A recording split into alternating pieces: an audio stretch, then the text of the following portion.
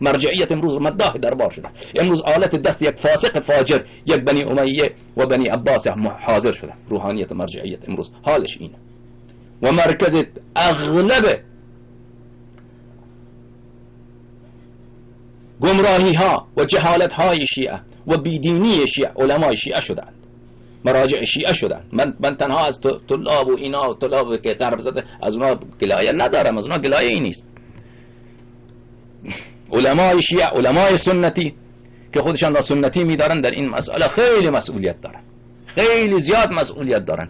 اون قدر که این آقایون مصلحت بیت خود، مصلحت مرجعیت خود را می اندیشن، 100 آیا به فکر ولایت امیر المؤمنین علیه الصلاة و السلام و ولایت ائمه اطهار علیهم الصلاة و السلام هستن؟ کلا و ابدا نیستن، کلا و ابدا نیستن.